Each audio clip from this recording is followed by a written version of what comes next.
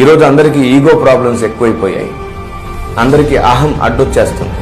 అందుకే అతను చెప్పేది నేనెందుకు వినాలి, నేనెందుకు ఫాలో అవ్వాలి, అతను చెప్పేదాన్ని నేనెందుకు జరిగించాలి అనేటువంటి ఆ స్వభావాన్ని సాతాను నాటాడు. దీని పేరు మరలా ప్రెస్టీజ్. ఒక గొప్ప నామకరణ చేసాడు వాడు. ప్రెస్టీజ్ అంటే అది కాదు. దేవుని ముందు, దేవుని హృదయంలో దేవుడు చూస్తున్నాడు కదా, ఆయన దృష్టిలో కాపాడుకునేది ప్రెస్టీజ్. విశ్వమంతట్లో కోటాను కోట్ల మంది దేవదూతలు చూస్తున్నారు, వారి ముందు కాపాడుకునేది ప్రెస్టీజ్. ప్రతి రూపాయి దేవుని సేవలో పెడితే నిత్యరాజ్యంలో మనకు ఫలం ఉంటుంది అని బైబిల్ సెలవిస్తుంది. మీ ధనమును అక్కడ సమకూర్చుకోండి అని చెప్తున్నాడు. అందుకని సమస్తాన్ని ఆయన సేవలో పెట్టడం అలవాటు చేసుకున్నాం. ఏది వెనక దాచుకోలేదు, అంత సేవలో దాచాం.